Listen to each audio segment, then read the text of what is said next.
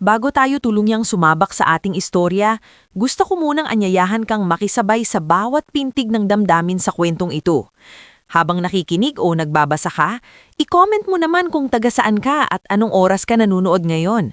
Nakakatuwang isipin na sa iba't ibang lugar at oras, iisa tayong sabay-sabay dadalhin ng isang kwentong puno ng sakit, pag-ibig, hiwaga at pagbangon. Hindi pinanganak si Serapina Valmores na marangya ang buhay. Lumaki siya sa lumang bahay na yero ang bubong sa San Isidro, isang bayang hindi kilala sa malalaking gusali kundi sa maalikabok na kalsada, mumurahing karinderya, at mga pamilyang araw-araw na lumalaban para may maihain lang sa hapag. Maaga niyang naranasan ang bigat ng responsibilidad. 16 na taong gulang pa lamang siya nang pumanaw ang kanyang ina dahil sa sakit sa baga, habang ang kanyang ama namang si Roman Valmores ay unti-unting humina sa kakakayod bilang karpintero. Bilang panganay, siya ang sumalo sa halos lahat: pagluluto, paglalaba, pag-aalaga sa dalawang nakababatang kapatid na sina Milka at Taziel, at pag-aaral sa gabi sa ilalim ng ilaw na madalas kumukurap dahil sa di bayad na kuryente. Ngunit kakaiba si Serapina sa maraming dalagang kasing edad niya. Tahimik man siya, matatag ang kanyang loob. Hindi siya mahilig mangarap ng magarang buhay sa pamamagitan ng mayamang mapapangasawa. Ang pangarap niya ay simple ngunit malalim. Isang bahay na hindi tumutulo kapag umuulan, sapat na pagkain para sa pamilya, at balang araw sarili niyang anak na hindi kailagang magdanas ng parehong hirap na pinagdaanan niya.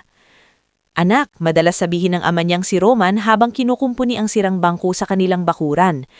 "Huwag mong isipin na dahil mahirap tayo, hanggang dito na lang ang buhay mo." Ngumingiti lang si Serapina habang nagtitimpla ng kapeng barako. "Tay, hindi naman po ako nagmamadali. Basta makapagtapos si Milka at si Taziel, masaya na ako." "Hindi pwedeng sila lang ang isipin mo," sagot ng ama. "Ikaw rin, may kinabukasan ka."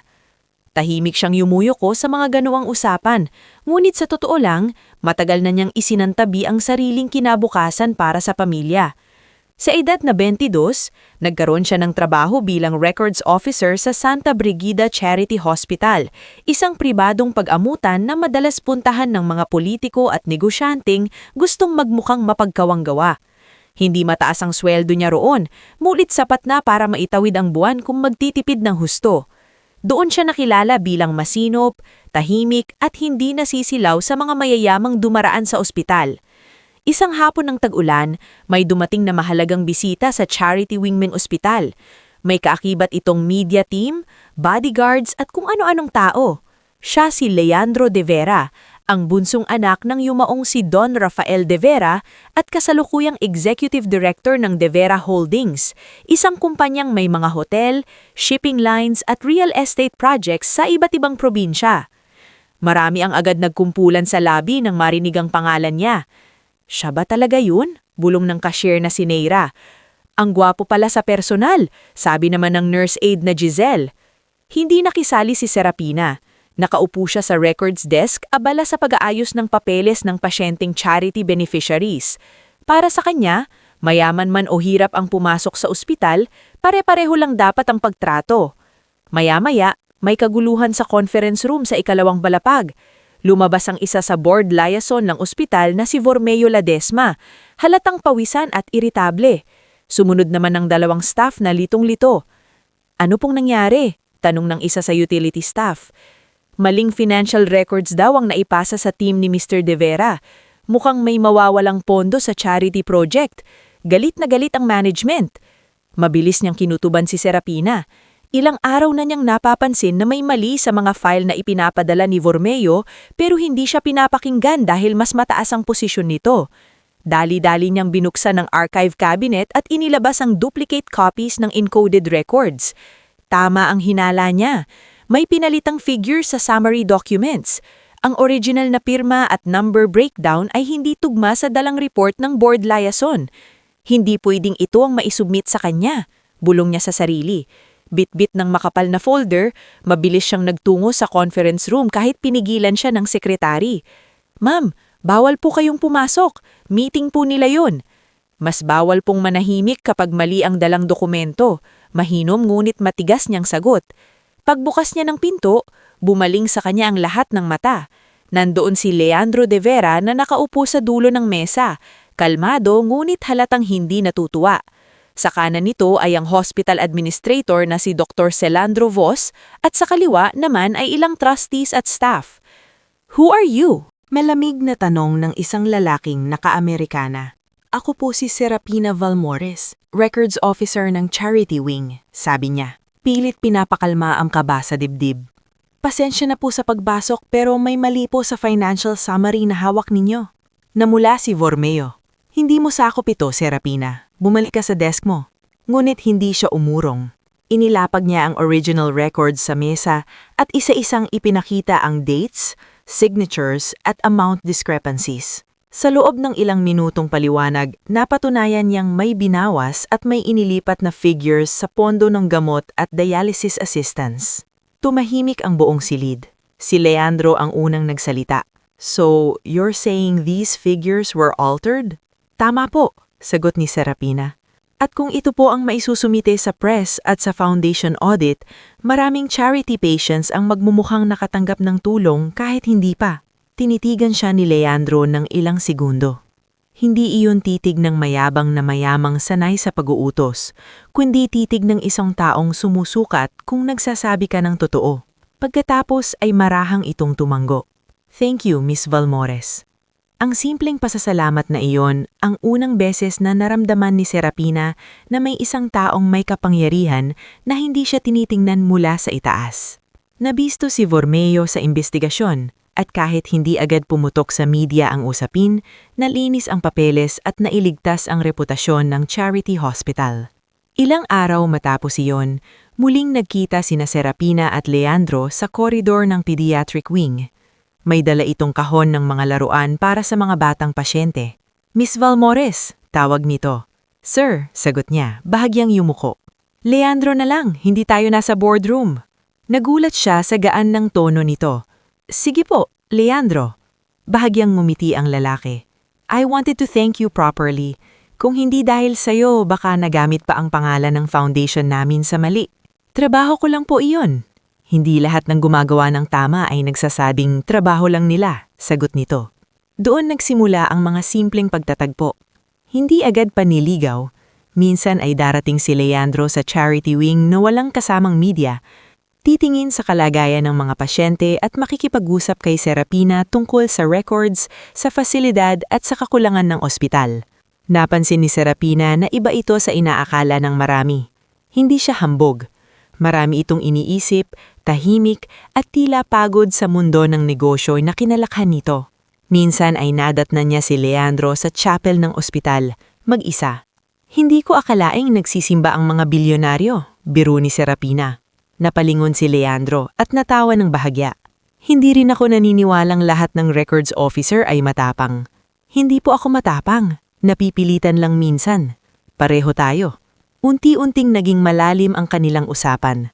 Napagkwentuhan nila ang tungkol sa pamilya, sa pagkawala, sa responsibilidad. Ikinuwento ni Serapina kung paano niyang binata pa lamang ang kanyang ama nang mamatay ang kanyang ina. Ikinuwento naman ni Leandro kung paano siya pinalaking laging may sinusunod na pamantayan ng kanilang ina na si Doña Celerina de Vera. Mahigpit, elegante at halos walang puwang para sa pagkakamali. "Takot ka ba sa mama mo?" minsang tanong ni Serapina habang magkasabay silang naglalakad sa hardin ng ospital matapos ang turnover ng donation drive. Hindi agad sumagot si Leandro. "Hindi takot," ani niya matapos ang ilang sandali. "Sanay lang akong huwag siyang binibigo." Ang sagot na iyon ay tumatak kay Serapina. Kahit noon ay hindi pa niya lubusang nauunawaan kung gaano kabigat ang ibig sabihin niyon. Pagkaraan ng ilang buwan, naging malinaw ang intensyon ni Leandro. Nagsimula itong dalawin si Roman sa San Isidro, magdala ng prutas at makipag-usap na parang ordinaryong binata lamang siya. Naiilang pa sa una si Roman. "Sigurado ka bang hindi ka naliligaw ng bahay, iho?" minsan biro nito. Ngumiti si Leandro. "Hindi po, Tay Roman. Dito nga po yata ako gustong mapadpad." Namula si Serapina sa gilid habang naghahain ng pansit at tinolang manok. Maging ang kanyang mga kapatid na sina Milka at Taziel ay napalapit kay Leandro. Hindi ito nagdagdag sa kapalaulan nito. Sa halip, lalo nitong pinatunayan na marunong itong makisalamuhan ng walang pagyayabang. Ngulit habang lumalalim ang kanilang ugnayan, may mga aninong unti-unting lumalapit.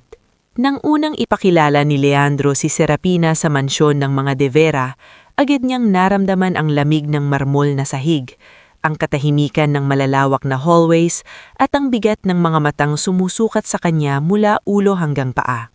Sa sala pa lamang, sinalubong na sila ng matigas mulit nagyeyelong boses ni Doña Celerina. "So this is Serapina," sabi niya, barahang ibinaba ang tsaa. Simple, hindi iyon papuri. Ramdam iyon ni Serapina.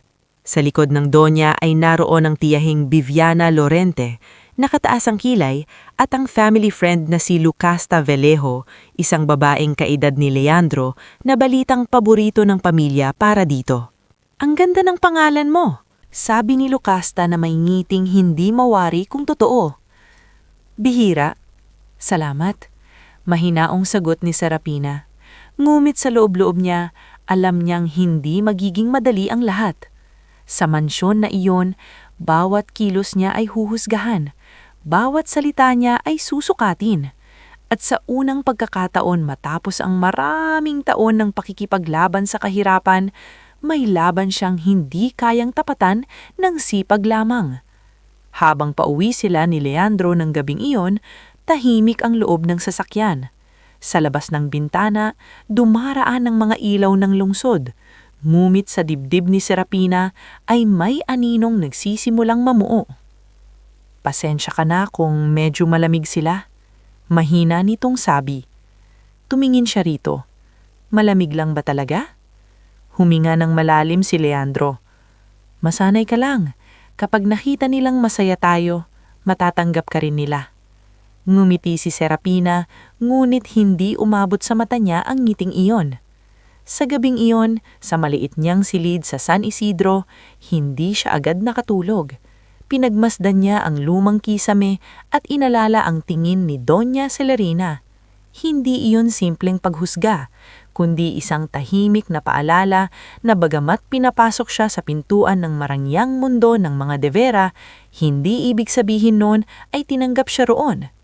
Gayunman, nang sumunod ang mga buwan, pinili ni Serapina na maniwala sa sinabi ni Leandro na balang araw matatanggap din siya ng pamilya nito.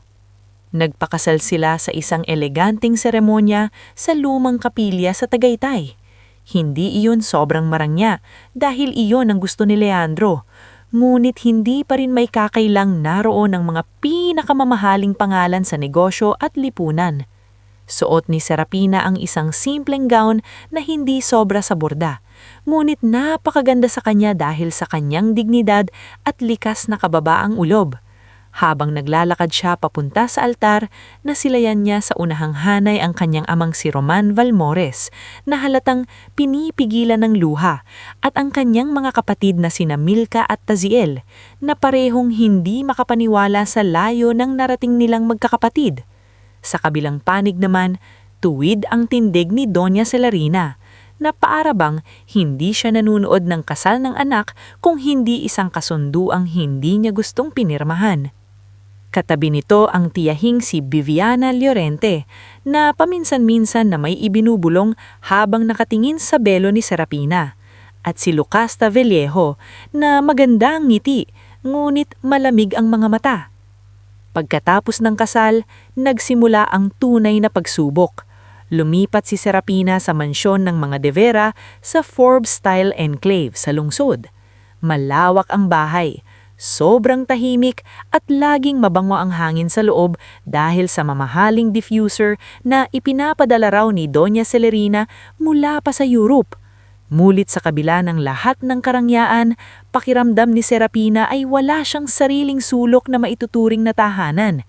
Bawat vase ay tila hindi pwedeng galawin, bawat pintura ay tila may kasamang bantay, at bawat hakbang niya ay parang may matang sumusunod. Sa unang ilang buwan, pinilit niyang maging maayos ang lahat. Natutunan niyang umupo sa tamang paraan sa mahabang hapagkainan, magsuot ng damit na akma sa pangalan ng asawa, at humarap sa mga bisitan hindi niya kilala, ngunit marunong agad magtanong ng mga bagay na hindi dapat basta tinatanong. "Anong school ka nagtapos, Hiha?" Tanong ni minsan ni Danya Viviana habang umiinom ng tsaa sa lanaya. "State University po sa Nueva Isidro." Maayos na sagot ni Serapina. "Ah," sabi ni Viviana, saka ngumiti ng manipis. "Kaya napakasimple ng disposisyon mo." Narito pala si Serapina, na tila laging sakto ang pagdating sa mga okasyong kasama si Leandro. Isang hapon habang inaayos ni Serapina ang mga flowers sa music room, pumasok ito na parang walang anumang masamang hangarin. "Serapina, ang ganda mo talaga kapag tahimik ka lang." Sabi ni Lucasta na may bahid ng biro ngunit may talim sa dulo. Napalingon si Serapina. "Pasensya na?" "Wala naman," nakangiting sagot ni Lucasta. "Sinasabi ko lang, may mga babaeng bagay sa tahimik na buhay, hindi sa mga pamilyang laging nasa sentro ng mata ng mga tao." Ngumiti si Serapina, ngunit ramdam niyang hindi iyon simpleng opinyon lamang. Isa iyong paraan ng pagpapaalala na sa tingin ng iba, hindi siya nararapat sa lugar na iyon. Sa kabila ng lahat, may iilang taong naging sandalan niya sa mansyon. Nariyan si Maringsela, ang matandang kasambahay na dekada nang nagsisilbi sa mga devera. Matalas ang mata nito sa ugali ng pao at hindi ito kailanman nagkunwaring bulag sa pagtrato ng donya sa kanyang manugang. "Mampina," minsan nitong sabi habang tinutulungan siyang ayusin ang mga fresh linen sa kwarto. "Huwag niyo pong isiksik sa dibdib lahat ng sinasabi nila.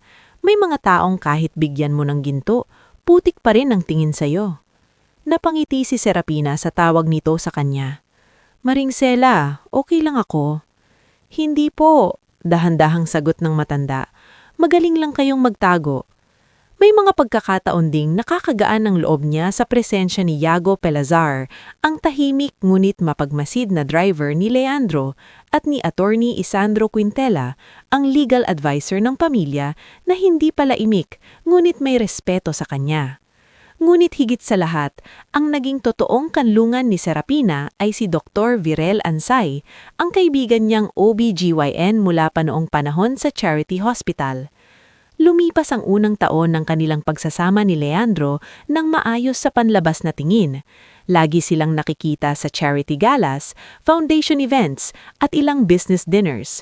Ngunit sa loob ng bahay, dahan-dahang lumilitaw ang isang sugat na pilit ikinukubli sa mamahaling tabing ng kanilang buhay. Hindi pa rin siya nabubuntis. Noong una, hindi iyon masyadong binigyan ng bigat ni Leandro. "Pina," sabi nito minsan habang magkatabi silang nakahiga at pinagmamasdan ang city lights mula sa kanilang silid. "Wala tayong kailangang patunayan kahit kanino. Darating din yun kung para sa atin." Napapikit si Serapina at ngumiti. "Alam ko, pero gusto ko rin naman." Hinaplos ni Leandro ang buhok niya. "Ako rin, pero hindi kita mamahalin ng kulang kung hindi agad mangyari." Sa mga sandaling ganon, pakiramdam ni Serapina ay kakayanin niya ang lahat. Ngunit hindi ganoon kasimple ang mundo sa loob ng mansyon. Habang tumatagal, mas nagiging mapanuri si Doña Celerina. Tuwing may family brunch, charity lunch o private dinner, laging may pahaging. "Ang anak ko, simula bata, napakaswerte," minsang sabi ng Donya habang hinihiwa ang imported pear sa breakfast table. "Kaya lang may mga babaeng kahit anong alagaan mo, hindi mabiyayaan." Tahimik ang lahat, kahit ang mga kasambahay ay tila natutong umiwas ng tingin kapag nagsisimula na itong magsalita ng ganoon. Hindi agad pinapansin ni Serapina ang mga patutsyada, ngulit habang tumatagal, hindi na lang salita ang pinapasan niya. May mga pagbabago na rin sa kanyang katawan. Nagsimula iyon sa tila ordinaryong pagkahilo. Isang umaga, matapos ang foundation outreach sa Bulacan, bigla siyang napahawak sa gilid ng sasakyan ni Yago. "Mampina, okay lang po ba kayo?" tanong ni Yago habang binubuksan ang pinto. "Parang nahilo lang ako. Baka pagod." Ngunit hindi natapos doon. Dumalas ang pananakit ng kanyang puson, ang mabilis na panghihina ng katawan, at ang biglang kawalan ng ganang kumain. Minsan ay pinangpapawisan siya kahit malamig ang panahon. Minsan namay parang nanginginig ang kanyang kamay habang hawak ang kutsara. Pinilit niyang huwag intindihin yon sa una, iniisip niyang baka dala lang ng stress, ng events, at ng pressure na lihim niyang pasan sa araw-araw. Doon pumasok ang kakaibang pag-aalaga ni Doña Celerina. Isang hapon, ipinatawag siya ng Doña sa private sitting room nito. Pagpasok ni Serapina, nadatan niya itong maayos na nakaupo, may hawak na porselanang tasa at katabi ang personal maid na Helisand. Mukhang namumutla, sabi ng Donya nang hindi man lang ngumiti. Kung gusto mong magkaroon ng anak, kailangan mo ring matutong mag-alaga sa sarili mo. Okay lang ako po, mahinaong sagot niya. Hindi ka okay, putol ng Donya. Mula ngayon, magpapadala ako ng espesyal na herbal tonic para sa'yo. May mga kakilala akong espesyalista sa alternative medicine. Iinumin mo yon araw-araw. Naiintindihan mo? Sumulyap si Serapina kay Helisand na tahimik na nakayuko at hawak ang maliit na tray na may bote. Hindi niya alam kung bakit, pero nakaramdam siya ng kakaibang bigat sa dibdib. Salamat po, sabi niya, kahit hindi siya sigurado kung dapat ba siyang magpasalamat. Mula noon, araw-araw ay may inihahandang inumin para sa kanya. Minsan ay mainit na tsaa, minsan na may mapait na tonic, minsan na may kulay gatas na sinasabing imported vitamin mix. Laging may bilin si Doña Celerina. Ubusin mo. Sa umpisa ay nagtitiwala si Serapina. Iniisip niyang baka sa kakaibang paraan lamang nagpapakita ng malasakit ang kanyang biyenan. Gulit habang tumatagal, napapansin niyang tuwing iinumin niyang ipinapadalang halo, saka siya mas madaling hinangin. Mas mabilis sumakit ang tiyan niya, mas dumadalas ang pagkahilo, at mas magiging irregular ang kanyang buwanang dalaw. Isang gabi, matapos ang isang dinner kasama ang ilang board members, muling nangyari ang kinatatakutan niya. Sa harap ng mahahabang kandila at mamahaling silverware, habang naroon sina Viviana, Lucasta at ilang business guests, marahang inilapag ni Doña Celerina ang kutsara at tumingin sa kanya. 2 taon na kayong kasal, sabi nito sa tinig na parang simpleng obserbasyon. Wala pa ring bata. Malas naman ang anak ko. Baog ka. Parang tumigil ang oras sa hapag. Si Leandro ay agad na patingin sa kanyang ina. Mama, tama na. Ngunit hindi nagpadaig ang Donya. Ano, kasinungalingan ba ang sinabi ko?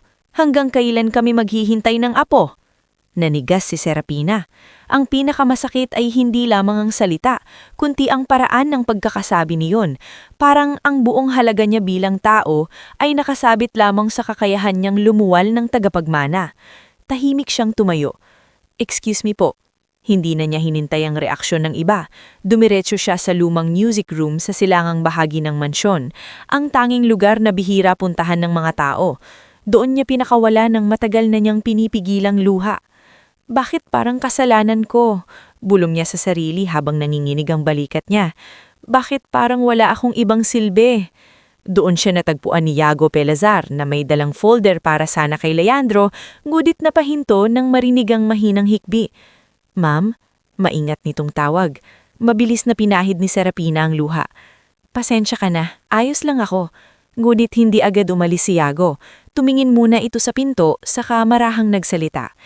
Hindi ko po alam kung dapat ko itong sabihin, pero may napapansin ako nitong mga nakaraang linggo. Napakunot ang noon ni Serapina. Ano yon? Si Helisande po, sabi ni Yago, bahagyang ibinaba ang boses. Tuwing wala si Sir Leandro sa bahay, may dinadala siyang maliliit na bote mula sa garden house ni Ma'am Celerina. Tapos bago ihain ang inumin ninyo, may hinahalo siya roon. Sandaling natigilan si Serapina. Sigurado ka ba? Mahinang tanong niya. Huwag niyo pong ituturing na paratang agad, sagot ni Yago. Pero matagal na akong nagmamaneho para sa pamilyang ito. Alam ko kung kailan may normal na nangyayari at kung hindi. Naging malamig ang hangin sa music room. Biglang nagdugtong-dugtong sa isip ni Serapina ang lahat. Ang mga kakaibang tonic, ang paglala ng kanyang panghihina, ang mga tingin ni Doña Celerina, at ang walang tigil nitong pangiinsulto tungkol sa pagbubuntis. Kinabukasan, lihim siyang pumunta kay Dr. Virel Ansay. Pagkapasok pa lamang sa klinik, sinalubong siya ng kaibigan ng nag-aalalang tingin. Pina, ang putla mo. Bakit ngayon ka lang nagpakita? Umupo si Serapina at napahawak sa kanyang bag.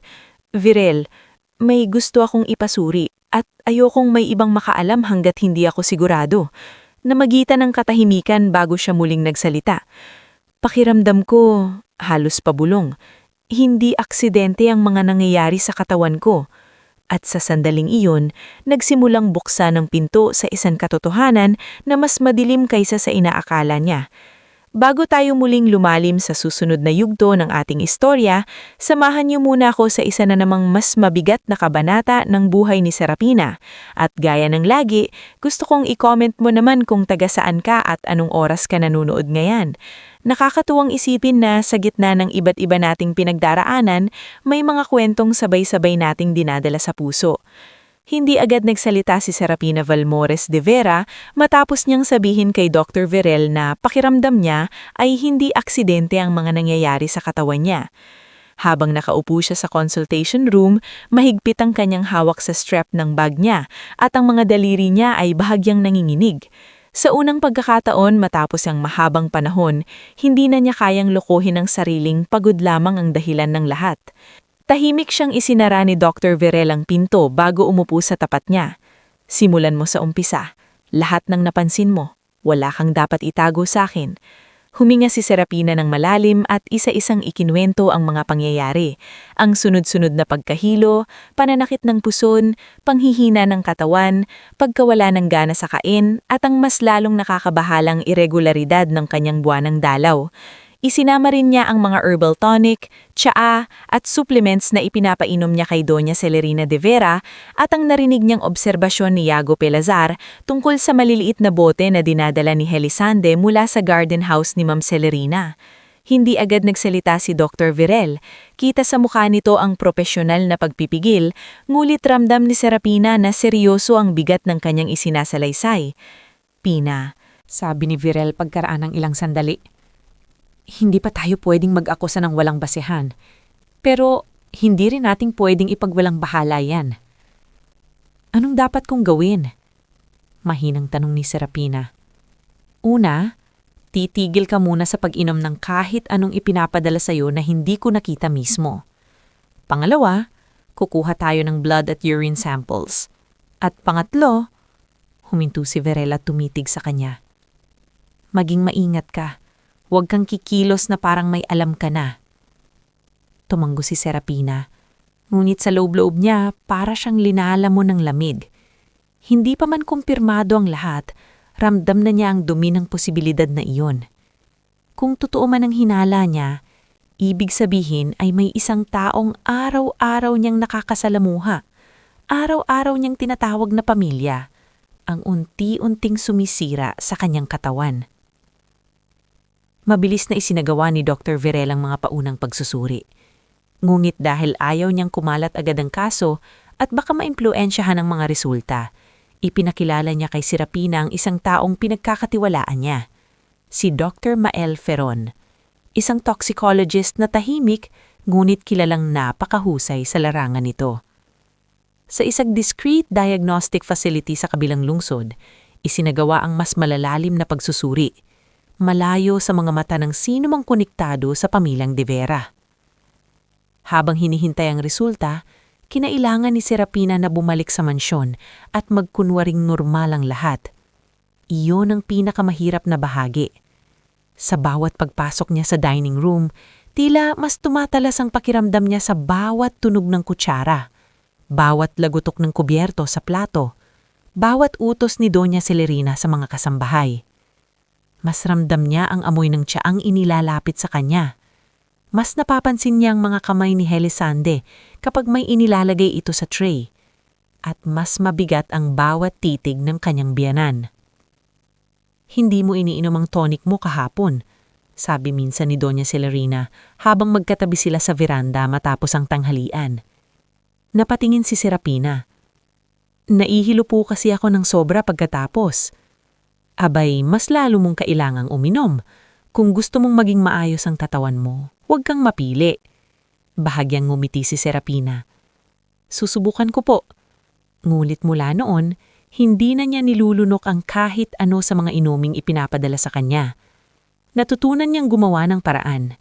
Kunwaring sumisip-sip habang may usapan, palihiming itinatapon sa flower vase sa tabi ng side table o ibinubuhos sa bathroom sink kapag nang-iisa na siya. Sa tulong ni Maringsela, natutunan din niyang itabi ang ilan sa mga natitirang likido sa maliliit na sterile containers bigay ni Dr. Virel. Isang hapon, habang abala ang buong bahay sa paghahanda para sa nalalapit na anibersaryo ng De Vera Holdings, muling kinabahan si Serapina nang makita niya si Helisande sa service corridor. May bitbit itong tray at bahadyang natigilan nang makita siya. "Ma'am," sabi nito, halos pabulbong. "Para kanino yang dala mo?" tanong ni Serapina sa kalmadong tinig. "Sa inyo po," sagot ni Helisande. "Yung afternoon blend po na bili ni Ma'am Celerina." Napatingin si Serapina sa maliit na tersela ng takure at sa baso. "Mabigat yata ang kamay mo sa paghahalo nitong mga nakaraan." Mas lalong namutla si Helisande. "Wala po akong ginagawa, ma'am." Hindi na siya sumagot. Ngulit sa bahagyang panginginig ng dalaga, mas tumibay ang kutob niya na may alam ito o may kinatatakutan. Sa gabing iyon, hindi nakauwi agad si Leandro De Vera mula sa business trip nito sa Singapore. Halos 2 linggo na itong abala sa pakikipag-usap sa foreign investors at sa internal restructuring ng isa sa kanilang hotel chains. Madalas silang magkausap sa telepono, ngunit bawat tawag ay kapos sa lalim ng tunay na presensya. "Pina, kamusta ka?" tanong ni Leandro sa telepono habang nakatayo si Serapina sa balkonya ng kanilang silid. "Okay lang," automatiko niyang sagot. "Pagbalik ko, babawi ako. Isasama kita sa balisin o kahit saan mo gusto. Napapabayaan na kita." Hindi agad siya sumagot. Hindi niya kayang sabihin sa telepono ang bigat ng nangyayari. Hindi pa. Hindi hanggat wala siyang matibay na ebidensya. Ayaw niya ring isipin ni Leandro na basta lamang siyang nagbibintang sa ina niya. "Leandro, kapag may sinabi ako sa'yo, paniniwalaan mo ba ako?" Natahimik ang lalaki sa kabilang linya. "Anong ibig mong sabihin?" "Wala, napadod lang siguro ako." "Leandro," mas lumalim ang boses ni Leandro. "Ano man yan, sabihin mo sa akin." Napapikit si Serapina. Gusto niyang magsalita, gusto niyang ibuhos lahat, pero pinigilan niya ang sarili. "Pagbalik mo na lang," Sagot niya. Hindi iyon nasiyahan si Leandro, ngunit wala na itong nagawa. Nang gabing iyon, lalong luminaw kay Serapina ang isang masakit na katotohanan. Mahal siya ng asawa niya. Oo, ngunit sa loob lang napakayamang mundong iyon, natuto si Leandro na maghati ng sarili sa maraming bagay. Sa negosyo, sa pangalan ng pamilya, sa obligasyon, at sa imahe. At sa pagitan ng lahat ng iyon, may mga bagay na matagal nang nangyayari sa likod nito nang hindi nito nakikita. Pagkalipas ng ilang araw, dumating ang paunang resulta mula kay Dr. Mael Ferron. Nagkita silang tatlo, si Serapina, Dr. Virel at Dr. Mael sa isang maliit na private conference room ng Diagnostic Center. Nakalapag sa mesa ang folder, ilang printouts at laboratory sheets na may maraming technical terms na hindi agad maunawaan ni Serapina. Ngunit hindi niya kailangang basahin ang lahat para malaman kung mabigat ang sasabihin. "Miss De Vera," panimula ni Dr. Mael. Seryoso ngunit hindi malamig ang boses. "May nakita kaming recurring traces ng compound sa katawan ninyo. Hindi ito yung tipong nakukuha sa ordinaryong pagkain o common medication." Parang umingay ang pintig ng dibdib ni Serapina. "Ano pong ibig sabihin yon?" "Hindi pa natin masasabi agad kung ano ang source nang hindi nasusuri ang exact samples ng iniinom ninyo," sagot ni Dr. Mael. "Pero malinaw na may substance na pumapasok sa katawan ninyo ng paunti-unti. Mababa ang dose, ngunit regular. Ang epekto nito, kapag tumagal, ay pwedeng magdulot ng hormonal disruption, reproductive complications, matinding panghihina, at ibang internal issues." Sinadya? Halos hindi niya maituloy ang salita. Nagkatinginan sina Dr. Virel at Dr. Mael. Pagkatapos ay maingat na tumanggo si Virel. "Hindi natin pwedeng tawaging aksidente ito," sabi ni Virel. "Hindi sa ganitong pattern." Hindi agad nakapagsalita si Serapina. Tumingin lamang siya sa papel sa harap niya, ngunit parang lumulutang ang lahat. Biglang nagsanib ang lahat ng bagay sa isip niya. Ang pangiinsulto ni Doña Celerina, ang mga tonic, ang mga pagtatangkang kontrolin siya, at ang paulit-ulit na pagbanggit sa kawalan niyang anak. May kung anong marumi at sinasadyang motibo sa likod ng lahat. At doon, sa unang pagkakataon, hindi na lamang siya nasaktan, nagalit siya. Hindi yung galit na maingay, hindi yung galit na agad sumasabog, kundi yung malamig at malinaw na galit ng isang taong ilang beses nang tinangka ang durugin, ngulit ngayon lang tuluyang namulat sa dahilan. Anong susunod? Tanong niya. Tuwid ang likod kahit nanginginig ang mga kamay. Si Dr. Mael ang sumagot. Kailangan namin ng physical sample ng iniinom ninyo para makumpara ang compound, at kung gusto ninyong umabot ito sa legal case, kailangan ninyong magkaroon ng chain of custody sa ebidensya. Hindi pwedeng chismis, kailangan planchado. Ako na ang bahana sa legal side kapag umabot doon, sabi ni Dr. Virel. May pwede akong ipakilala sa iyo bukod kay Attorney Isandro, pero sa ngayon, keep it small. Fewer people, less risk. Tumanggo si Serapina. Sa mga sumunod na araw, nagsimula ang tahimik na pag-iipon nila ng ebidensya. Sa tulong ni Maring Sela, natsyempohan nilang makakuha ng 2 pang fresh samples mula sa mga inuming ipinadala sa kanya. Yago naman, nang hindi nagpapahalata, ay nakapagbigay ng impormasyon tungkol sa routine ni Helisande na pupunta sa garden house at kung kailan karaniwang wala sa paligid si Doña Celerina. Maging si Attorney Isandro na sa unay maingat dahil ayaw nitong masangkot sa intriga ng walang sapat na basehan, ay napilitang maniwala nang makita ang initial medical findings. Hindi biro ito, Mrs. De Vera, sabi ni Attorney Isandro sa isang pribadong pag-uusap sa loob ng study room ng lumang guest wing. Kapag totoo ang pinaghihinahalaan natin, hindi lang ito family conflict, criminal act ito. Alam ko, at hindi ko hahayaang matabunan lang ito dahil makapangyarihan sila. Sa unang pagkakataon, mula nang maging bahagi siya ng pamilyang De Vera, may mga tao nang nakatayo sa likod niya, hindi bilang naaawa sa kanya, kundi bilang mga saksing handang ilandad ang totoo. Dumating ang araw ng engranding pagdiriwang ng anibersaryo ng kumpanya. Punong-puno ng ilaw ang Grand Ballroom ng De Vera Hotel. Naroon ang mga board members, socialites, partners, at ilang kamag-anak na bihirang magpakita maliban kapag may pakinabang sa pangalan ng pamilya. Nagsuot si Serapina ng eleganteng midnight blue gown na simple ang hiwa ngunit matatag ang dating, parang siya mismo. Habang nakatingin siya sa sarili sa salamin bago lumabas ng suit, pumasok si Maring Sela. "Ma'am Pina?" mahinahon niyang sabi. "Sigurado na po ba kayo?" Tinignan siya ni Serapina sa refleksyon ng salamin. Sa mga mata niya ngayon, wala na ang dating takot na pumasok sa mansyon.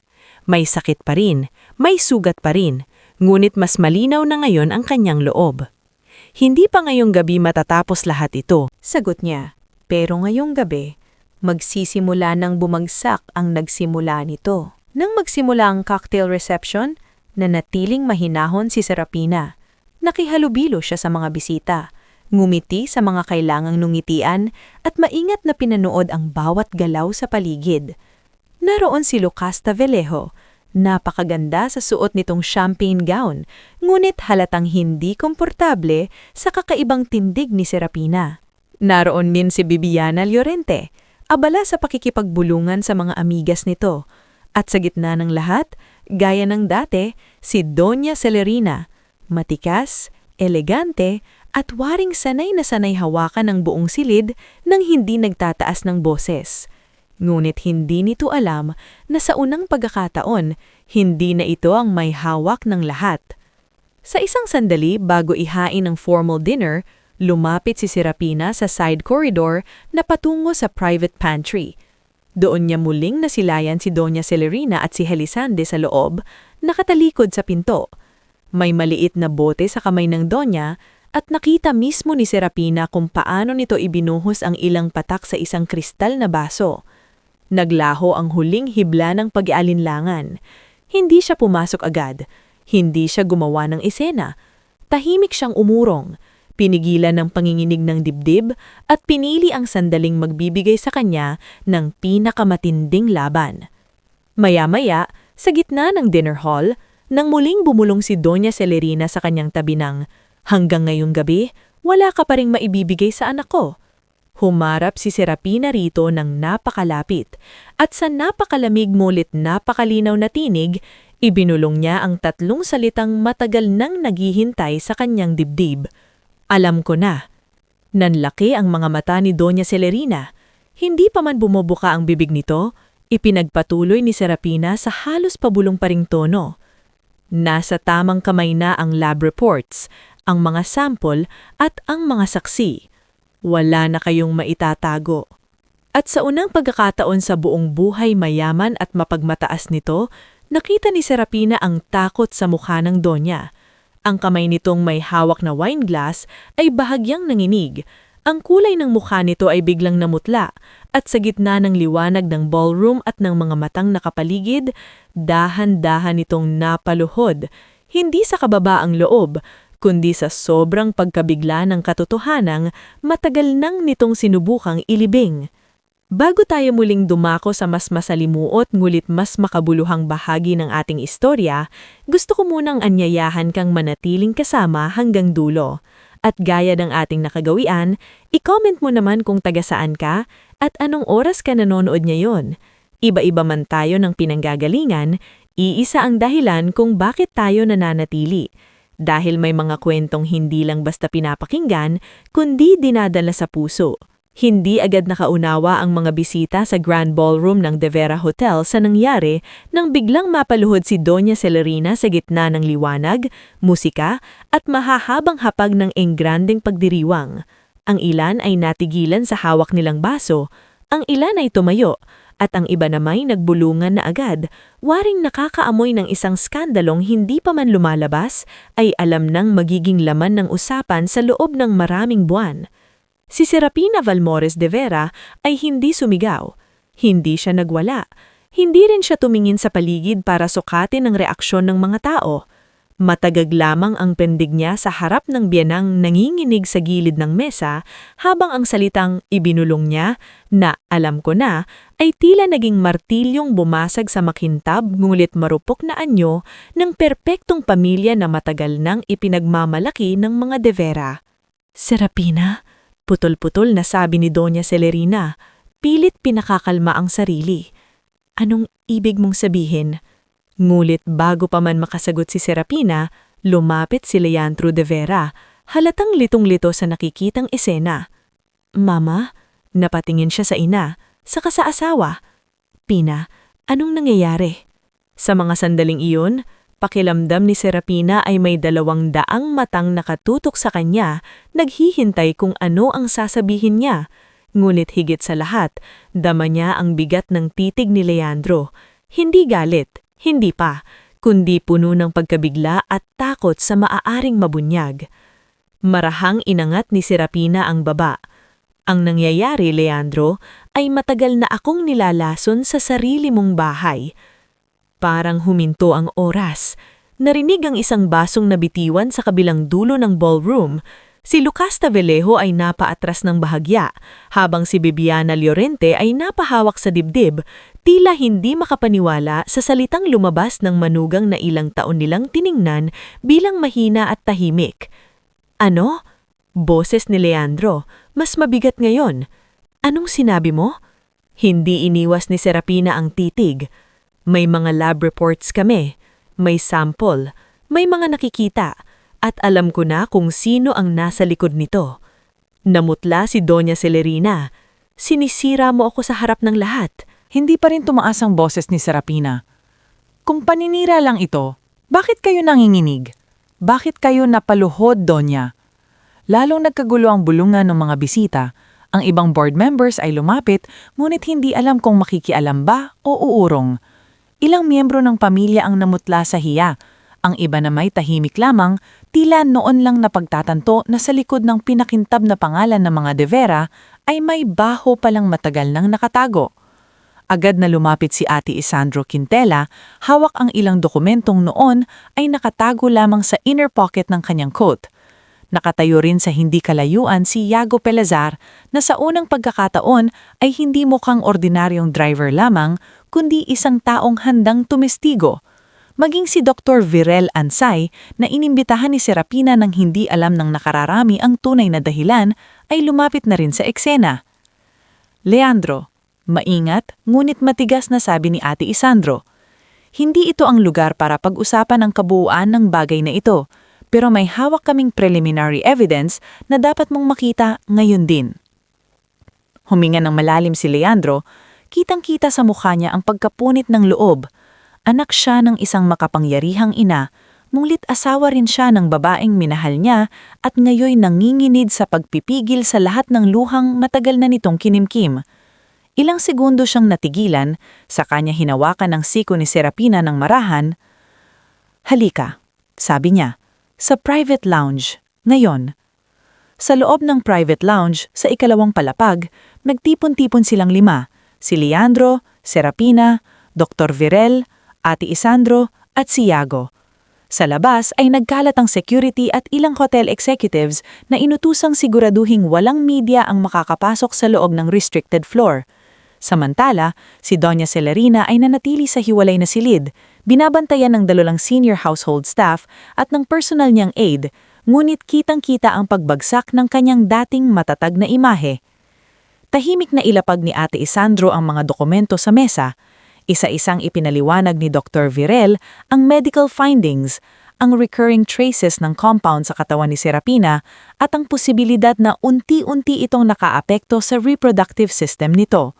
Sumunod si Yago na ikinuwento niya ang paulit-ulit niyang nakikitang pagdadala ni Helisand ng maliliit na bote mula sa garden house at ang paghahalo sa mga inumin ni Serapina tuwing wala si Leandro sa bahay. "Hindi ko agad sinabi, sir, kasi wala akong solidong hawak noon. Pero nang nakita kong lalo pong humihina si Mampina, hindi ko na kinaya." Tahimik lang si Leandro habang nakatitig sa mga papel. Parang bawat pahina ay panduruging ng isang katotohanang hindi niya gustong paniwalaan, ngulit wala ng paraan para takasan. Nang tuluyan niyang mabasa ang initial toxicology report, ipinikit niya ang mga mata at napahawak sa noo. "Pina, bakit hindi mo agad sinabi sa akin?" Napatawa si Serapina, ngunit hindi iyon masayang tawa. Pagod iyon, wasak iyon. "Ilang beses kong gustong sabihin, pero paano? Sa bawat tangkang magsalita ako, iniisip ko muna kung kakayanin mo bang paniwalaan na ang sarili mong ina ang sumisira sa akin. At sa totoo lang, Leandro, hindi ko rin gustong maniwala." Tumahimik siya, saka nagpatuloy. "Alam mo kung ano ang pinakamasakit? Hindi lang yung panhihina ko, hindi lang yung posibilidad na muntik nang mawala sa akin ang pangarap kong maging ina, kundi yung araw-araw akong ngumiti sa hapag ninyo, araw-araw akong nagpakumbaba, araw-araw kong sinubukang maging sapat, habang unti-unti pala akong pinapatay." Napayuko si Leandro. Sa gabing iyon, walang depensa ang lalaking sanay makipag-usap sa investors at boardrooms. Wala siyang salita bilang negosyante, bilang asawa lamang siya naroon, at bilang asawang huli na ang pagdating sa sakit na matagal nang dinadala ng babaeng sa harap niya. Hindi na ipinagpatuloy ni Serapina ang pag-iyak doon. Sa halip, tumayo siyang natuwid. Sabi niya ng malinaw, "Aalis ako sa mansyon. Hindi ako babalik doon hanggat hindi ligtas ang lahat. At hindi ito pakiusap.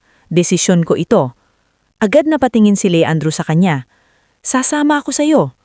Umiling si Serapina. "Hindi. Hindi pa." "Pina." "Hindi pa." Ulit niya, mas marin.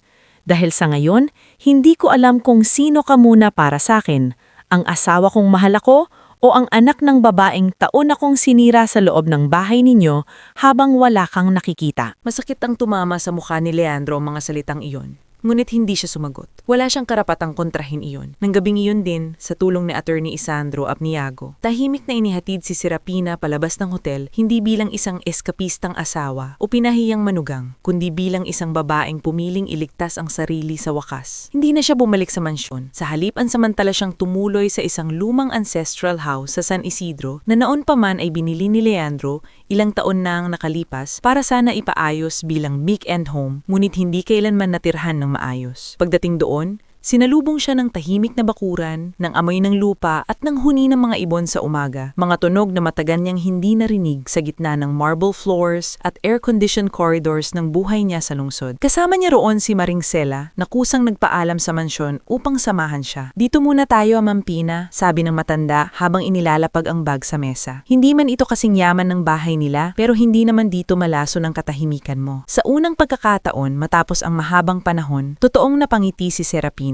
Makalipas ang ilang araw, dumating din ang pinsan niyang si Talien Valmores, isang public school teacher na kilala sa kanilang angkan bilang mahinahon ngunit matapang. Si Talien ang tipo ng babaeng hindi maingay, ngunit hindi rin kayang takutin ng mayayabang na apelyido. Nabasa ko nang nangyari, sabi ni Talien habang naghahanda ng lugaw sa kusina. At gusto kong malaman mo, hindi ka nag-iisa rito. Hindi ko alam kung paano magsisimulang muli, mahinang sabi ni Serapina habang nakaupo sa lumang silyang kahoy. Hindi mo kailangang alam agad, sagot ni Talien. Ang unang kailangan mo, huminga. At iyon ang ginawa ni Serapina. Hindi madali ang paggaling. Sa tulong ni na Dr. Virel at Dr. Mael Ferron, nagsimula siya sa mahabang proseso ng detoxification at treatment. May mga araw na mahina pa rin siya. May mga gabing nagigising siya dahil sa kirot ng puson at sa takot na baka huli na ang lahat para sa kanyang katawan. May mga umagang ayaw niyang tumingin sa salamin dahil nakikita pa rin niya roon ang anino ng babaeng paulit-ulit na sinasabihang kulang, baog, at malas. Ngulit, realistic ang paghilom. Hindi miraglo, hindi isang iyak lang at biglang magaan na ang lahat. Araw-araw iyong pakikibaka sa gamot, sa counseling, sa maayos na pagkain, sa pahinga, at sa katotohanang kailangan niyang tanggapin na ang nangyari sa kanya ay hindi simpleng away pamilya, kundi isang malalim na pagtataksil. Sa panahong iyon, si Leandra naman ay dumaan sa sarili niyang pagkawasak. Madalas itong pumunta sa San Isidro, ngunit hindi lagi siyang pinapapasok ni Serapina. Minsan ay iiwan lamang nito ang mga dokumento tungkol sa kaso, mga papeles sa treatment funds, o simpleng bulaklak na hindi man lang binubuksan ni Serapina sa unang mga linggo. Ngunit hindi tumigil si Leandro sa pag-ayos na mga dapat ayusin sa likod. Sa loob ng kumpanya, ginamit niya ang natitira niyang lakas ng loob upang bawiin sa kanyang ina ang lahat ng natitirang impluensya nito sa internal affairs ng De Vera Holdings. Tinawagan ng independent board member na si Samuro Vectan, isang matandang negosyante na may reputasyon sa pagiging tuwid, at ipinatawag ang Emergency Ethics Review Committee. Hindi ko hihilimin na protektahan ninyo ang pangalan ng pamilya. Ang hihilingin ko ay protektahan ninyo ang katotohanan. Nagulat ang marami sa kanya. Ang iba ay inakalang tatakpan niya ang eskandalo, ngunit kabaliktaran ang ginawa niya. Anilis niya si Doña Celerina ng lahat ng advisory access, pinasuspinde ang ilang staff na maaaring kasabwat at sinimula ng internal cleaning ng lahat ng sangay na matagal nang ginamit ng kanyang ina para sa tahimik na impluensya. Nang minsang magkita sila ni Serapina sa veranda ng ancestral house makalipas ang ilang linggo, hindi agad nagsalita si Leandro. Nakaupo lamang siya sa tapat niya, tahimik, parang nag-aaral ulit kung paano maging tao pagkakatos masanay maging tagapagmana. Ayoko magpaliwanag para maipagtanggol ang saili ko, mahinang sabi nito sa wakas. Dahil wala akong maipagtatanggol. Lagkulang ako, hindi tumingin agad si Serapina. Matagal, oo, sagot niya. Hindi mo nakita, oo. Hindi mo pinrotektahan, pumikit si Leandro. Oo, mahabang katahimikan ang dumaan sa pagitan nila. Hindi ito eksenang biglaang nagkabati, hindi ito yung melodramang isang yakap lang at mawawala na ang lahat. Sa halip, ito simula ng mas totoo at mas mahirap na pag-aamin. I still love you, sabi ni Leandro, halos pabulhong. Pero naiintindihan kong hindi sapat iyon. Ngayon ay tumingin si Serapina sa kanya. Hindi na sapat ang pagmamahal lang, Leandro. Kailangan ng paninindigan, tumanggo ang lalaki. Kaya ko pang matutunan iyon, kahit gaano katagal. Hindi pa niya sinagot iyon. Ngunit sa unang pagkakataon, hindi na lamang siyang sugat ng asawang naghihintay mapili. Isa na siyang babaeng may sariling desisyon kung sino ang maaaring manatili sa buhay niya. Habang lumilipas ang mga buwan, unti-unting bumalik ang lakas ni Serapina. Hindi man buo agad, ngulit malinaw ang pagbabago. Nagsimula siyang lumabas muli sa komunidad ng San Isidro. Nakita niya ang mga babaeng nilalapitan siya para humingi ng payo, mga biyudang tinakasan ng asawa, mga inang sinikil ang sariling boses, mga dalagang natutong manahimik sa pangaapi dahil iyon ang itiyuro sa kanilang kabaitan. Doon ipinanganak ang isang bagong pangarap. Sa tulong ni Talien, Dr. Virel at maging ni Iago na tumutulong sa logistics tuwing maluwag ang oras, sinimulan ni Serapina ang pagbuo ng Hiraya Women's Recovery Center, isang lugar para sa mga babaeng biktima ng emotional abuse, domestic manipulation at tahimik na karahasang madalas hindi agad napapansin ng lipunan dahil walang pasa sa balat, ngunit wasak ang loob at katawan. Sigurado ka ba rito? Tanong ni Talien nang minsang magkasama silang nagsusulat ng proposal sa lumang mesa ng ancestral house. Tumanggo si Serapina habang hawak ang pluma. Oo, kung may nangyari mang mabuti pagkatapos ng lahat ng ito, gusto kong ito iyon. Ayokong ang kwento ko ay manatiling tungkol lang sa sakit. At habang nakatingin siya sa papel na unti-unting napupuno ng mga plano, budget drafts, pamaila ng mga volunteers at listahan ng mga serbisyong gusto niyang ialok, naramdaman niyang may mga bahagi ng sarili niyang noon pa, matagal na palang gustong mabuhay. Hindi pa tapos ang laban, hindi pa sarado ang sugat. Ngunit sa unang pagkakataon matapos ang mahabang panahon, hindi na tungkol sa lason ng susunod na kabanata ng buhay ni Serapina. Tungkol na ito sa muling pagtatayo. Bago natin tuluyang tapusin ang makulay ngunit napakasakit na paglalakbay ng ating bida, gusto ko munang muling imbitahan ka na samahan ako hanggang sa huling linya ng kwentong ito. At gaya ng dati, i-comment mo naman kung taga saan ka at anong oras ka nanonood ngayon. Nakakagaan sa pakiramdam isipin na sa iba't ibang lugar, may mga pusong sabay-sabay na nakikiramay, umaasa at naniniwalang pagkatapos ng matinding unos, pwede pa ring dumating ang tahimik at marangal na umaga. Nang magsimulang umikot sa mga legal na circles at business circles, ang balitang may kasong kinakaharap si Doña Celerina de Vera, maraming tao ang hindi agad naniniwala. Sa tagal ng panahon, nasanay ang lipunan na makita siyang elegante, maingat magsalita at halos hindi natitinag na anumang eskandalo. Para sa iba, imposible raw na ang babaeng iyon na laging nasa unahan ng charity galas, cultural events at women's forums ay magagawa ang isang bagay na kasing dilim ng unti-unting panlalason sa sariling manugang. Ngunit ang katotohanan, gaano man katagal ikubli, ay may sariling paraan ng pagsikat. Lumipas ang mga buwan. Hindi agad umusad ang kaso ng mabilis dahil gaya ng inaasahan ni Attorney Isandro Quintela, sinubukan ng kampo ni Doña Celerina na pahinain ang kredibilidad ni Serapina Valmores de Vera. Lumabasan ng kung ano-anong bulong-bulungan sa mga social columns at private circles. May nagsabing nag-iinarte lang daw si Serapina para makuha ang simpatiya ng publiko. May nagsabi naman, baka gumagawa lamang siya ng paraan para makontrol ang bahagi ng negosyo ni Leandro de Vera. Ang pinakamasakit, may ilang tumulong pang buhayin ng mapanirang chismis na siya raw ay emotionally unstable dahil hindi siya magkaanak noon. Nang mabasa iyon minsan ni Talien sa isang online article, halos mabasag ang tasa ng kape sa higpit ng pagkakahawak niya. Ang kakapal ng mukha nila! Galit nitong sabi habang nasa opisina sila ng Hiraya Women's Recovery Center na nooy papasimula pa lamang ngunit unti-unti nang nakikilala sa probinsya. Ikaw na ang biktima? Ikaw pa ang ginagawang kontrabida? Tahimik niyang imiraba ang papel na hawak niya. Hindi na siya ganun kabilis matabik na mga paninirang ganito. Masakit pa rin, oo, ngunit hindi na katulad noon na bawat salita ng iba ay kayang dumurog sa kanyang pagkatao. Hayaan mo sila. Mas madali kasing maniwala ang mga tao sa makintab na mukha ng kasamaan kaysa sa sugat ng taong tahimik na nagtiis. Napatingin sa kanya si Talien. Paano mo nagagawang maging kalmado? Ngumiti si Serapina, gamay may lungkot pa rin sa mata niya. Hindi ako kalmado sa loob. Natuto lang akong hindi ibigay sa kanila ang luho na makita akong bumigay. Sa kabila ng mga paninira, matibay ang hawak ng kampo ni Serapina sa ebidensya. Kumpleto ang medical findings mula kina Dr. Virel Ansay at Dr. Mael Ferron. Maingat na naitala ang chain of custody ng mga samples. May testimonya si Yago Pelazar tungkol sa paulit-ulit na kahina-hinalang kilos ni Helisande. At ang pinakamabigat sa lahat, matapos ang mahabang takot at pag-iyak, pumayag si Helisande na magsalita. Nagkita sila isang hapon sa legal office ni Attorney Isandro, halatang nanginginig pa rin ang dalaga nang pumasok sa silid. Hindi na ito katulad ng dati. Wala na ang maayos na uniforme ng personal maid sa mansyon. Simpleng blouse at palda lang ang suot nito, at halatang ilang gabing hindi maayos ang tulog. "Ma'am, patawarin niyo po ako." Halos pabulong niyang sabi kay Serapina habang hindi makatingin ng diretsyo. Matagal siyang tinitigan ni Serapina bago nagsalita.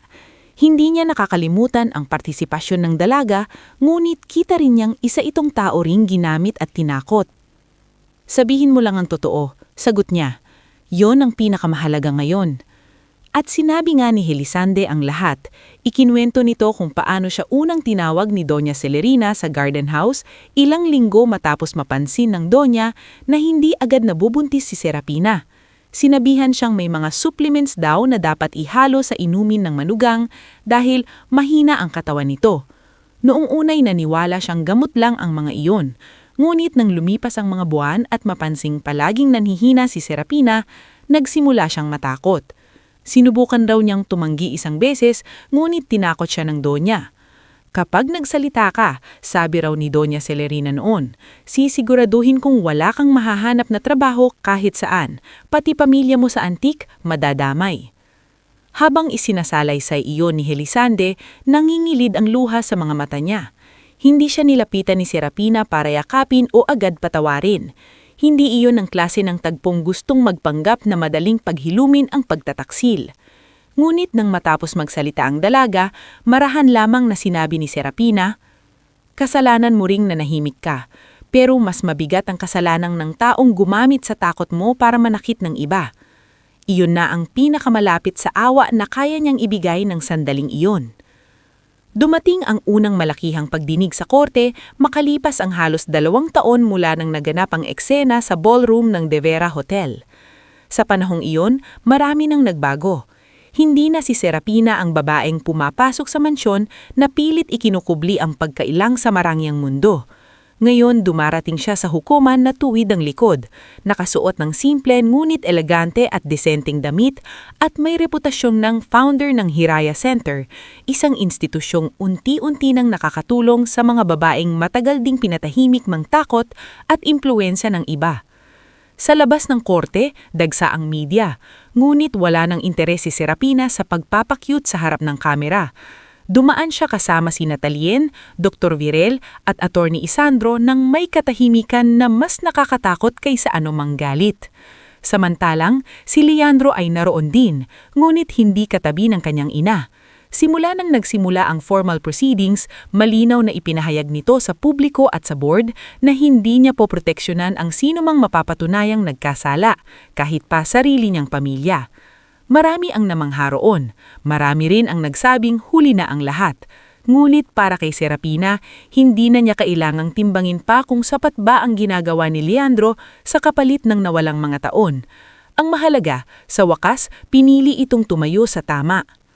Sa loob ng hukuman, isa-isang ipinaharap ang mga ebidensya. Ipinaliwanag ni Dr. Mael Ferron ang lahat sa malinaw at sayantipikong paraan, ang uri ng compound na natagpuan sa mga samples at ang posibleng epekto nito sa hormonal balance, reproductive health at pangkalahatang kalusugan ni Serapina kapag na-expose ng matagal. Sumunod si Dr. Virel na nagpaliwanag kung paano dahan-dahang bumagsak ang kondisyon ni Serapina batay sa mga sintomas, clinical observations at documented consultations. Pagkatapos ay tumistigo si Yago Pelazar. "Matagal ko pong pinag-isipan kung magsasalita ba ako dahil driver lang po ako. Pero may mga bagay na kahit simpleng tao ka lang, alam mong hindi na tama kapag ipinagpatuloy mo pang manahimik." Ikinwento niya ang mga pagkuha ni Helisande ng mga liliit na bote, ang mga pagpasok nito sa service corridor bago ihain ang inumin ni Serapina at ang mga pagkakataong nakita niyang lalo itong nanghihina tuwing sumisipsip sa ipinapadalang tonic. At dumating ang pinakamaselang bahagi, ang testimonya ni Helisande. Maraming beses itong napaiyak habang kinukwento ang mga utos ni Doña Celerina. Sinubukan ng kampo ng depensa na palabasing mahina ang kanyang testimonya dahil empleyado lamang. Ito at maaring may galit o personal na motibo. Ngunit nang iharap ang mga message logs, bank transfers at schedule notes na narekuner sa lumang device nito at tumutugma sa ilang testimonya at galaw sa mansyon, lalo lamang tumibay ang kaso. Nang si Serapina Nahan tinawag sa witness stand, napakatahimik ng buong silid. Hindi niya sinimulan sa galit, hindi niya rin sinimulan sa pag-iyak. Sinimulan niya ito sa katotohanan. Hindi po ako unang nasaktan dahil sa katawan ko, sabi niya, malinaw at matatag ang boses. Una akong nasaktan dahil araw-araw akong pinaniwalaang may kulang sa akin bilang babae, na kapag hindi ako nakapagbigay ng apo, wala akong halaga. At habang pinapasan ko po iyon, hindi ko alam na ang mismong taong paulit-ulit na nanlilisik sa akin ay siya ring unti-unting sumisira sa katawan ko para magmukha iyong totoo. Tahimik ang lahat. Tumingin siya kay Doña Celerina na naroon sa kabilang panig, nakasuot pa rin ng mamahaling bestida at perlas, ngunit malayo na ang dating sa babaeng minsang naghari sa loob ng sarili nitong tahanan. Pinatawad ko na po ang sarili ko sa panahong inisip kong ako ang may depekto, sabi ni Serapina, patuloy ni Serapina. At nandito ako ngayon hindi para maghingate, kundi para tiyaking walang ibang babaeng kailangang mabuhay sa tahimik na panlilisik, panlalait at pananakit na tinago sa likod ng apelyido at yaman. Maraming naroon ng napayuko, maging ang ilang reporter sa likod ay hindi na nakapaghagilap agad ng isusulat. Sa mga sumunod na pagdinig, pilit pa ring lumaban ang depensa ni Doña Celerina. Sinubukan nilang idawit si Lucasta Vallejo, ngunit mabilis na nilinaw sa testimonya at records na bagaman may mga personalitong pag-uugaling na nakadagdag sa emotional pressure kay Serapina noon, wala itong direktang partisipasyon sa actual poisoning. Gayunman, hindi nakaligtas si Lucasta sa sariling hiya nang mabunyag sa social circles na matagal siyang nakisabay sa pang-aapi dahil pakiramdam niya'y siya ang mas bagay kay Leandro. Unti-unti siyang nawala sa eksena, hindi dahil kinulong, kundi dahil wala nang natira sa kanyang sosyal na imahe. Samantala, si Viviana Lorente ay isa ring nasampulan ng sarili niyang katahimikan. Hindi man siya pangunahing akusado, malinaw na alam niyang may mali at pinili niyang manood lamang. Sa mga sumunod na taon, halos wala ng pamilyang nagyaya sa kanya sa mga mamahaling pagtitipon dahil sa totoo lang, sa mga lipunang sanay sa maskara, kapag minsang nahubad ang isa, damay-damay na ang lahat ng tahimik na kasabwat. Sa huli, bumigat ang desisyon ng korte laban kay Doña Celerina at sa fixer nitong si Neruvio Sarmiento, ang taong pinanggalinan ng ilan sa mga mapanganib na compound. Hindi man mabilis ang proseso, malinaw ang hatol. May pananagutang kriminal, sibil at moral ang Doña sa sinadyang paglalagay sa panganib sa kalusugan at kinabukasan ni Serapina. Hindi sumigaw si Serapina nang marinig ang desisyon, hindi rin siyang ngumiti ng malaki. Pumikit lamang siya at marahang huminga, na para bang sa wakas ay may isang pintuang matagal nang nakakandado sa dibdib niya ang unti-unting bumubukas. Paglabas niya ng korte, hindi siya agad hinarap ng media. Sa halip, dumiretso siya sa sasakyang nakaparada sa gilid kung saan naghihintay si Leandro. Hindi rin agad sila nag-usap, magkatabi lamang silang nakaupo sa likod ng sasakyan habang sa labas ay abala ang mundo sa pagbusisi sa desisyong iyon. Sa wakas ay si Leandro na ang unang nagsalita. Tapos na? Mahinang nitong sabi. Umiling si Serapina, ngulit may bahagyang ngiti na. Hindi, nagsara lang ang isang sugat. Napayuko si Leandro. May puwang pa ba ako sa buhay mo? Iyon ang tanong na matagal na nitong hindi ipinitilit, ngulit matagal ding pareho nilang iniiwasang diretsahang sagutin. Tumingin si Serapina sa labas ng bintana. Naalala niya ang lahat.